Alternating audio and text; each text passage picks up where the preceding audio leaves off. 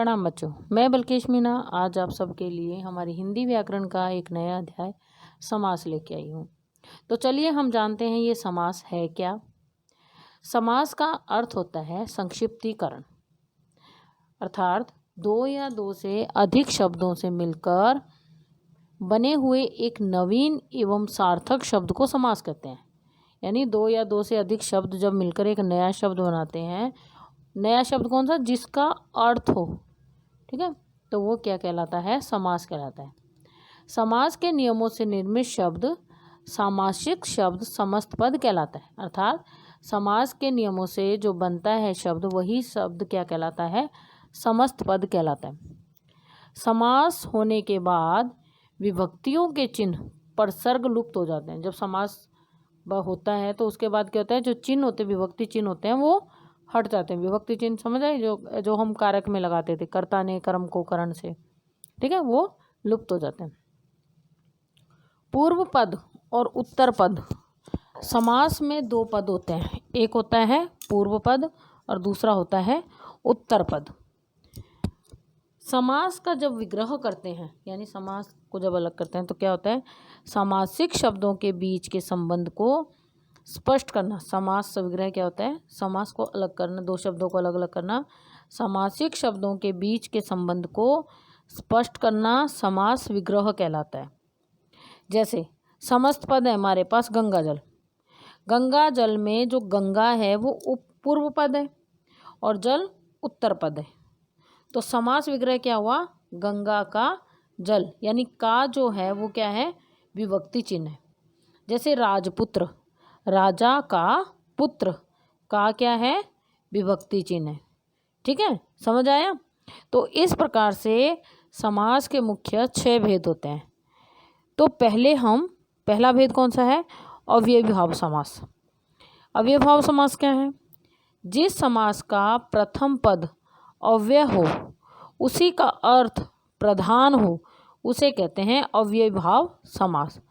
जैसे यथावधि, यथावधि यानी अवधि के अनुसार, यथावधि अवधि के अनुसार। आजन्म, जन्म पर्यंत, जन्म तक। यथाशक्ति, शक्ति के अनुसार। समझ आया कि जिस समास का प्रथम पद अव्यय हो, उसी का अर्थ प्रधान हो, उसे ही अव्ययीभाव समास कहते हैं। आजन्म यानी आ यानी पर्यंत, और यथा मतलब अनुसार, ठीक है। तत्पुरुष समास, दूसरा भेद है तत्पुरुष समास। जिस समास में उत्तर पद प्रधान हो और पूर्व पद गौण हो, उसे कहते हैं तत्पुरुष समास। इनके निर्माण में दो पदों के बीच कारक चिन्हों का लोप हो जाता है। जैसे गंगा जल, गंगा का जल, लोप यानी गायब हो जाता है, गंगा का जल। विभक्तियों के नाम के अनुसार तत्पुरुष समास के 6 भेद हैं। तत्पुरुष समास के कितने भेद हैं, 6 भेद। कर्म तत्पुरुष, करण तत्पुरुष, संप्रदान तत्पुरुष, अपादान तत्पुरुष, संबंध तत्पुरुष, अधिकरण तत्पुरुष। कर्म तत्पुरुष, जैसे उदाहरण के तौर पे कोशाकार, कोश को करने वाला, करण तत्पुरुष। मनचाहा, करण तत्पुरुष का उदाहरण है मनचाहा, मन से चाहा, करण। संप्रदान, मार्गव्यय, मार्ग के लिए व्यय, मार्ग के लिए व्यय। अपादान तत्पुरुष, देश निकाला, देश से निकाला। संबंध तत्पुरुष, गंगा जल, गंगा का जल। अधिकरण तत्पुरुष, नगरवास, नगर में वास, ये कौन सा है, अधिकरण तत्पुरुष का उदाहरण है। अब तीसरा है हमारे पास कर्मधारय समास। जो समास विशेषण, विशेष्य और उपमेय उपमान से मिलकर बनते हैं, उन्हें कर्मधारय समास कहते हैं। जैसे चरण कमल, कमल के समान चरण। जो समास विशेषण, विशेषता, विशेष्य जिसकी विशेषता बताई गई है, उपमेय जो उपमा दी गई है, उपमान से मिलकर बनते हैं, ठीक है। कमल नयन, कमल के समान नयन। नीला गगन, नील गगन, नीला है जो गगन। ये हैं कर्मधारय समास। चौथा है बहुब्रीहि समास। अन्य पद प्रधान समास को बहुव्रीहि समास कहते हैं। इसमें दोनों पद किसी अन्य अर्थ को व्यक्त करते हैं और वे किसी अन्य संज्ञा के विशेषण की भांति कार्य करते हैं। जैसे सामासिक पद, जैसे दशानन। दशानन का विग्रह हम करते हैं तो आता है दश है आनन जिसके, अर्थात रावण। बहुव्रीहि समास यानी जैसे दशानन, 10 हैं आनन, तो अन्य पद प्रधान समास को बहुव्रीहि समास कहते हैं। इसमें दोनों पद किसी अन्य अर्थ को व्यक्त करते हैं। 10 यानी संख्या, आनन मतलब सिर, है ना। तो दोनों ही अर्थ अलग अलग अर्थों को बता रहे हैं। जैसे पंचानन 5, आनन मतलब मुख, तो 5 है मुख जिनके, शंकर जी। और गिरिधर, गिरि को धारण करने वाले कौन है, श्री कृष्ण जी। अब है द्विगु समास। इस समास का पहला पद संख्यावाचक होता है और संपूर्ण पद समूह को बोध कराता है। संख्या यानी संख्या बताता है, गिनती बताता है। जैसे पंचवटी, 5 वट वृक्षों का समूह। चौराहा, 4 रास्तों का समाहार। पंचतत्व, 5 तत्वों का समूह। ठीक है। अब है हमारा दवदव समास। इस समास में 2 पद होते हैं तथा दोनों पदों की प्रधानता होती है। 2 ही पद होते हैं, दोनों पद ही प्रधान होते हैं।